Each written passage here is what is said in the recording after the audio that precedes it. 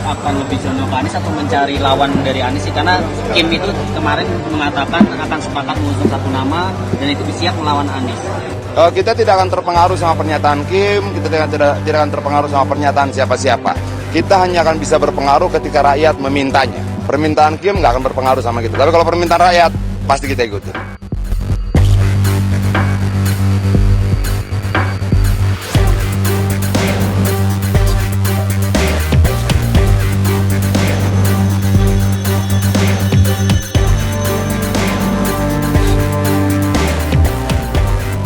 Nah, memang pada Pilkada Jakarta itu memang menjadi magnet tersendiri ya bagi masyarakat Indonesia. Karena apa? Ya, karena banyak tokoh-tokoh perpolitikan yang pernah menjadi gubernur, menjadi calon presiden dan lain sebagainya. Makanya di Pilkada Jakarta di sini banyak masyarakat berfokus pada Pilkada Jakarta. Ya, walaupun saat ini juga Indonesia akan menggelar pilkada serentak, tetapi Pilkada Jakarta masih tetap menjadi magnet tersendiri bagi masyarakat Indonesia. Terlebih lagi, yaitu di sini manuver dari PDI Perjuangan. Nah, kalau kita ketahui pada waktu lalu Anies Baswedan sudah mendapatkan dukungan dari 3 partai, setidaknya ada PKS, PDIP, dan bahkan juga dari Nasdem. Dan ketika Nasdem menyatakan dukungannya kepada Anies Baswedan pada Pilkada serentak 2024, Koalisi Indonesia Maju bahkan siap untuk melawan. Nah, kira-kira siapa nama yang cocok untuk melawan Anies Baswedan? Di situ memang menjadi pertanyaan yang sangat besar sekali. Apakah Ridwan Kamil? Kalau kita lihat elektabilitas dari Ridwan Kamil sangat jauh sekali dengan nama Basuki Cahayapurnama atau Anies Baswedan. Bahkan Ridwan Kamil hanya bertengger di 8% saja elektabilitas pada pemilihan di Pilkada Jakarta. Nah, apakah Yusuf Hamka dan juga Kaisang? Menurut saya juga sangat sulit sekali. Kaisang bahkan hanya memiliki elektabilitas 1%. Nah, dari sini saya sangat penasaran betul.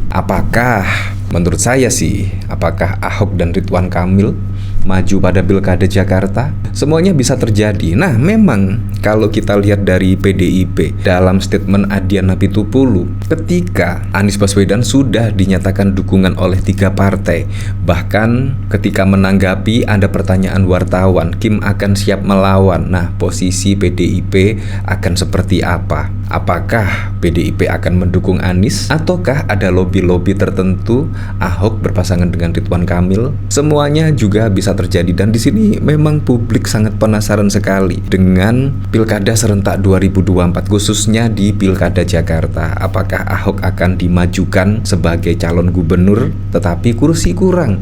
Pasti juga membutuhkan koalisi, entah akan merapat di KIM atau akan merapat di koalisi pendukung Anies Baswedan. Di sini memang menjadi tanda tanya besar ya, karena PDIP menurut saya sangat dilema saat ini ya. Mau mencalonkan sendiri kurang kursi ya.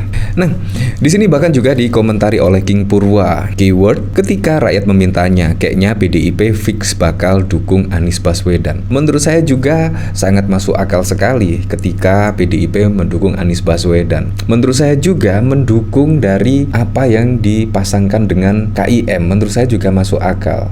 Tiba-tiba misalnya Ahok berpasangan dengan Ridwan Kamil dan siapa yang didukung oleh KIM dan Ahok maju di situ, menurut saya juga sangat masuk akal ya. Jadi memang kalkulasi politik juga memang harus benar-benar matang. Apalagi kalau kita lihat pada statement dari Ganjar Pranowo pada waktu lalu ya, pengumuman pilkada serentak itu pada akhir Juli ya. Kita tunggu besok akhir Juli seperti apa. Apakah ada manuver-manuver politik dari PDI Perjuangan? Kita lihat besok ya. Nah, bahkan pada waktu lalu setidaknya PDIP merayu PKB lah untuk menjadi koalisi, tetapi saat ini PKB kan sudah mendukung Anies Baswedan ya, walaupun belum dideklarasikan, tetapi 90% akan mendukung Anies Baswedan. Ya, kalau kita berkaca pada waktu lalu Demokrat bahkan juga mendukung Anies Baswedan. Di penghujung pendaftaran di KPU tiba-tiba ada manuver politik. Kita tidak tahu, karena pasti sebelum pendaftaran pasti juga akan ada manuver-manuver politik, deal-dealan politik di situ, pasti akan ada ada kejutan-kejutan ya. Kabar PDIP hendak ikut mengusung Anies Baswedan di Pilkada Jakarta semakin santer, apalagi Partai Kebangkitan Bangsa atau PKB sudah mendeklarasikan mengusung Anies. Bila dihitung, kedua partai berkoalisi sudah bisa mengusung cagup-cawagup. Ketua DPP PDIP, Eriko Sutarduga, berandai-andai akan adanya kerjasama politik partainya tersebut dengan PKB di Pilgub Jakarta 2024. Kita tidak bisa maju sendiri, kita 15 kursi, masih kehilangan 10 kursi. Tentu teman-teman wartawan tanyakan kurangnya dari mana? Nah, saya tanya, PKB kurang lebih 10 kursi. Cukup enggak kalau PKB sama PDI Perjuangan? Sudah cukup ya kan? Kata Eriko kepada wartawan di Kompleks Parlemen Senayan, Jakarta Pusat pada 25 Juni 2024. Jika koalisi itu terjadi, Eriko menyebut cagup yang diusung adalah dari PKB untuk Pilkada Jakarta. Sedangkan untuk PDIP, kerjasama atau koalisi ini juga dilanjutkan untuk Jawa Timur, di mana PDIP mengusung kadernya untuk Pilgub Jawa Timur. Apalagi kalau kita lihat ya, kayaknya PKB dan PDIP serius ya menggodok dari kader-kadernya untuk maju di Pilkada Jawa Timur ya, seperti nama Tri Risma hari ini dan satu lagi dari PKB. Kurang lebih seperti itu sih dari pemberitaan. Nah, apakah kerjasama politik di sini antara PDIP dan PKB akan terus berlanjut?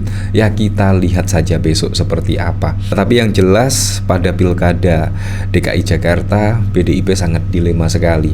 Mau maju sendiri tidak bisa, masih butuh 10 kursi alias harus merapat ke partai-partai ya setidaknya mendapatkan 10 kursi tambahan untuk mengusung cagup dan cawagup sendiri. Sedangkan yang mengusung Anies sudah ada PKB, PKS dan bahkan Nasdem, dan KIM di sini masih juga menggodok ya kira-kira siapa tokoh yang bakal melawan Anies Baswedan. Menurut saya melawan Anies Baswedan paling tepat itu adalah Ahok menurut saya. Misalkan KIM mengusung dari Ridwan Kamil dan disandingkan dengan Basuki Cahayapurnama, menurut saya juga akan berbeda lagi. Ya, tapi memang kita lihat besok lah pada akhir Juli. Di situ PDIP dari Ganjar Pranowo setidaknya akan diputuskan siapa calon yang akan mengikuti Pilkada serentak 2024. Nah, bahkan kalau kita lihat dari sini, yaitu dari survei indikator politik, jika rematch Anies tetap unggul daripada Ahok pada Pilkada Jakarta. Kemungkinan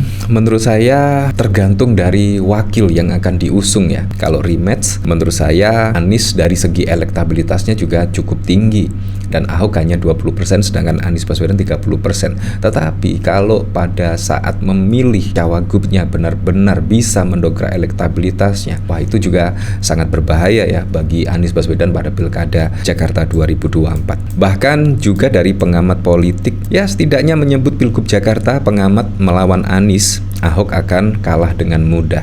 Kita lihat saja besok seperti apa. Direktur Eksekutif Indikator Politik Burhanuddin mengungkapkan hasil survei Pilgub Jakarta. Hasilnya nama Anies Baswedan sulit dikalahkan, termasuk dapat mengebaskan Ahok dalam kontestasi tersebut. Ada potensi Anies mendapat lawan yang kompetitif kalau terjadi dua poros. Dan dua poros itu bukan Ahok lawan Anies, karena kemungkinan Ahok akan kalah dengan mudah melawan Anies, kata Burhanuddin pada 26 Juli. Burhanuddin melihat isu polarisasi dari beberapa tahun belakangan nampaknya masih terjadi hingga 2024. Menurut dia, yang mendapat keuntungan justru ex-gubernur Jawa Barat Ridwan Kamil. Hal itu lantaran basis pendukung Ahok cenderung lari ke Ridwan Kamil. Ya seperti itulah, tetapi saya berharaplah semoga saja pada Pilkada serentak 2024 bisa berjalan dengan aman, berjalan dengan lancar, dan yang paling penting berjalan dengan transparan, jujur, dan juga adil.